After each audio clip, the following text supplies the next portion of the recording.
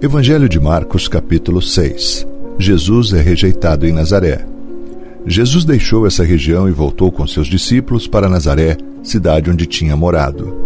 No sábado seguinte, começou a ensinar na sinagoga, e muitos dos que ouviam se admiraram e perguntavam: de onde vem tanta sabedoria e poder para realizar esses milagres?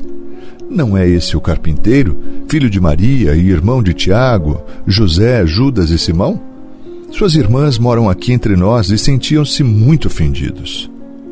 Então Jesus lhes disse: um profeta recebe honra em toda parte, menos em sua cidade e entre seus parentes e sua própria família. Por isso, não pôde realizar milagres ali, exceto pôr as mãos sobre alguns enfermos e curá-los, e ficou admirado com a incredulidade daquele povo. Jesus envia os 12 apóstolos. Então Jesus percorreu diversos povoados, ensinando a seus moradores. Reuniu os 12 e começou a enviá-los de 2 em 2, dando-lhes autoridade para expulsar espíritos impuros. Instruiu-os a não levar consigo coisa alguma na viagem, exceto um cajado. Não poderiam levar alimento, nem bolsa de viagem, nem dinheiro. Poderiam calçar sandálias, mas não levar uma muda de roupa extra. Disse ele: onde quer que forem, fiquem na mesma casa até partirem da cidade. Mas se algum povoado se recusar a recebê-los ou a ouvi-los, ao saírem, sacudam a poeira dos pés como sinal de reprovação. Então eles partiram, dizendo a todos que encontravam que se arrependessem. Expulsaram muitos demônios e curaram muitos enfermos, ungindo-os com óleo. A morte de João Batista. Logo o rei Herodes ouviu falar de Jesus, pois todos comentavam a seu respeito. Alguns diziam: João Batista ressuscitou dos mortos, por isso tem poder para fazer esses milagres. Outros diziam: é Elias. Ainda outros diziam: é um profeta, como os profetas de antigamente. Quando Herodes ouviu falar de Jesus, disse: João, o homem a quem decapitei, voltou dos mortos.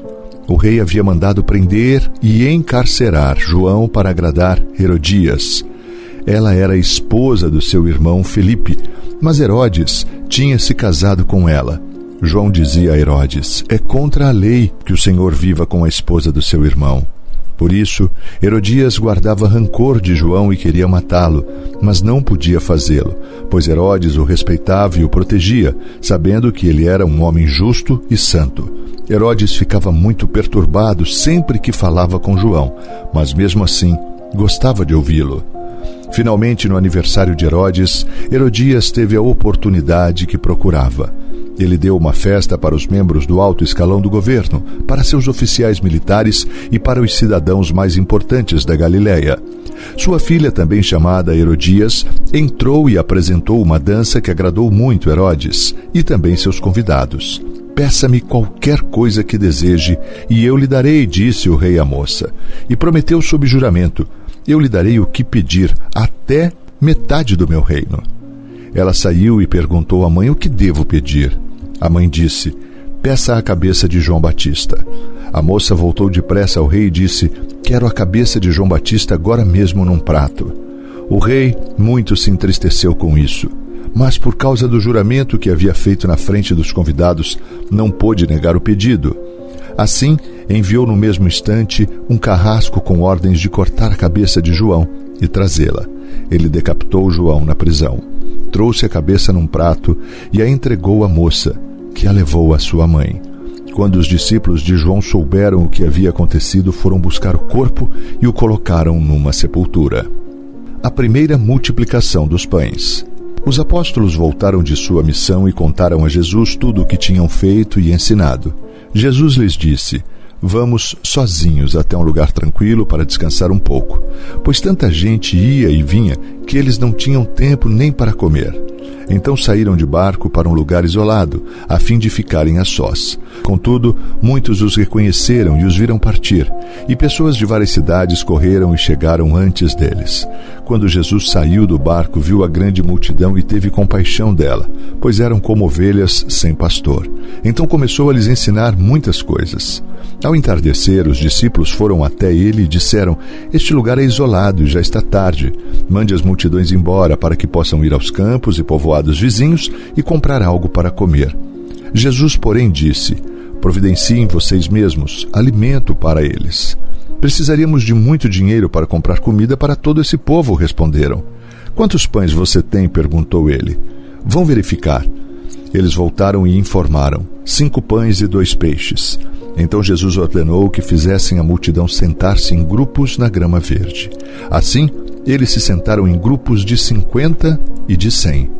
Jesus tomou os 5 pães e os 2 peixes, olhou para o céu e os abençoou. Então, à medida que ia partindo os pães, entregava-os aos discípulos para que os distribuíssem ao povo. Também dividiu os peixes para que todos recebessem uma porção. Todos comeram à vontade, e os discípulos recolheram 12 cestos com os pães e peixes que sobraram. Os que comeram foram 5.000 homens. Jesus anda sobre o mar. Logo em seguida, Jesus insistiu com seus discípulos que voltassem ao barco e atravessassem o mar até Betsaida, enquanto ele mandava o povo para casa. Depois de se despedir de todos, subiu sozinho ao monte para orar. Durante a noite, os discípulos estavam no barco no meio do mar, e Jesus sozinho em terra. Ele viu que estavam em apuros, remando com força e lutando contra o vento e as ondas. Por volta das 3 da madrugada, Jesus foi até eles caminhando sobre o mar. Sua intenção era passar por eles, mas quando o avistaram caminhando sobre as águas, gritaram de pavor, pensando que fosse um fantasma. Ficaram todos aterrorizados ao vê-lo. Imediatamente, porém, Jesus lhes disse: Não tenham medo, coragem, sou eu. Em seguida, subiu no barco e o vento parou. Os discípulos ficaram admirados, pois ainda não tinham entendido o milagre dos pães. O coração deles estava endurecido. Jesus cura os enfermos. Depois de atravessarem o mar, chegarem a Genezaré, levaram o barco até a margem e desceram. As pessoas reconheceram Jesus assim que o viram. Quando ouviam que Jesus estava em algum lugar, corriam por toda a região, levando os enfermos em macas para onde sabiam que ele estava. Aonde quer que ele fosse, aos povoados, às cidades ou aos campos ao redor, levavam os enfermos para as praças. Suplicavam que ele os deixasse pelo menos tocar na borda de seu manto. E todos que tocavam eram curados.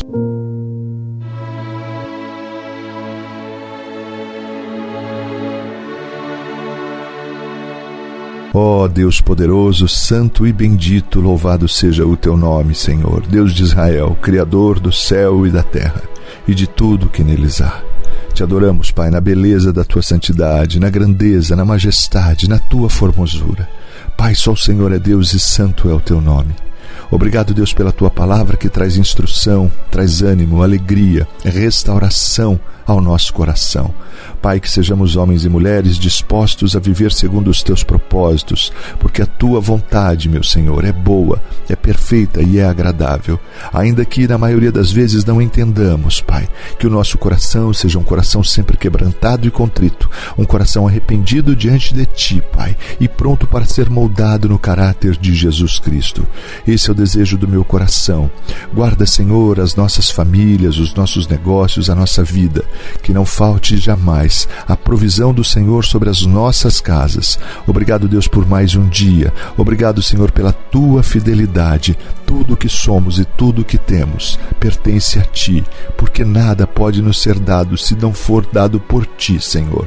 Nós te amamos, meu Jesus. Obrigado. Obrigado por tão grande salvação na cruz do Calvário por cada um de nós. Nós oramos agradecidos no nome do teu Filho Jesus, o nosso Salvador.